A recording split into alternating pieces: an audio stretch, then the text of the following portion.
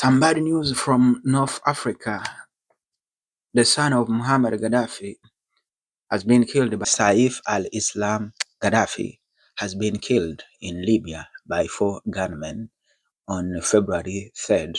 So it is not yet known who did it and who sent those guys to kill him.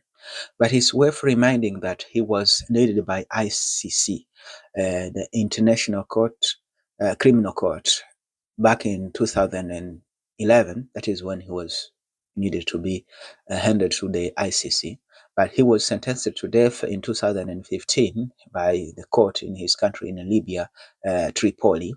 But later in 2015, he was released again by the authorities in Libya. So today he was yesterday, or the 3rd of February, he was killed by four gunmen. So it is not known. It's worth reminding that Gaddafi was a very powerful leader in North Africa, in a country called Libya, and he managed to unify that country. When he came to power, the country was so poor, and he organized things very well, and the country became so strong militarily and economically, and he was helping his citizens. But when he died, the country broke up in two pieces, and now they have different organizations.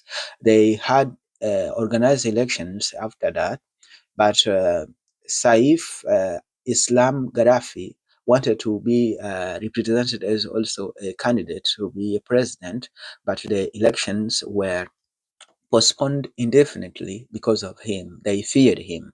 So let's see an expert on Libyan political issue was what she had to say. Listen.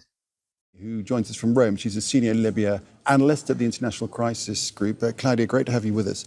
So Said was perhaps the most prominent son of Muammar Gaddafi. Can you tell us more, first of all, about what he was hoping to achieve in Libya and just why he might have been killed? Well, first of all, he's the only son of Muammar Gaddafi who remained in Libya after the rest of the family fled and took on a life in exile. So he was the only one tangibly on the ground. He didn't have a real political project, but he was aspiring at some point, or at least pretending at some point, to be able to come back to power.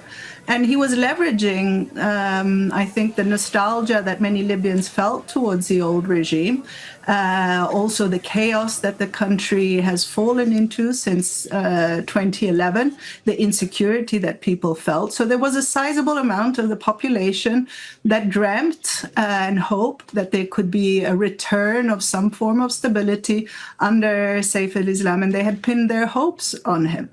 So could there now be repercussions for this, given his tribal affiliations and so forth? Well, certainly he had some enemies in the country who feared his political standing, but we don't know who actually carried out the assassination. And yes, there was an investigation that was set up by the prosecutor's office, but Libya is Libya, and rarely do investigations actually lead to a culprit. So I think the most immediate consequence of this is a continuing blame game against various political opponents. We've seen friends and associates of Saif al-Islam immediately turn to social network and accuse the usual suspects. But let's listen to some of quotes of Muhammad Gaddafi and how he was. Listen. Good evening, sir. Face to face, Colonel Gaddafi doesn't exactly breathe fire, even when the subject of conversation is political murder. Does the prospect of assassination worry you at all, or do you ignore that concern? Pardon? Does the possibility of an attack on you by maybe people here, but all people outside, does that worry you? No, I am not afraid. I am not afraid. Sorry. I am not afraid of this action. It doesn't matter. Even when the greatest power on earth, the United States, has, or many of its senior officials have declared that they would like to see you finished.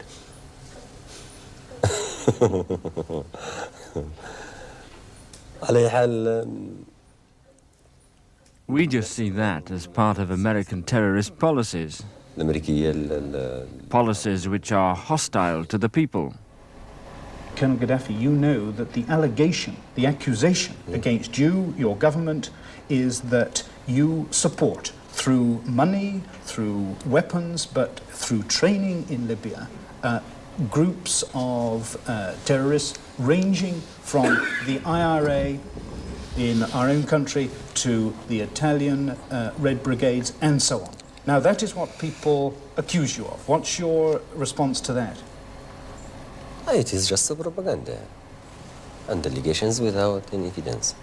What about terror groups in Europe who are said to have training facilities here in Libya? Is that true or is that not? It is not true at all. No European groups, for instance, receive any such training? We have no relation with these groups at all, and we are absolutely against terrorism. This terrorist group is in Europe.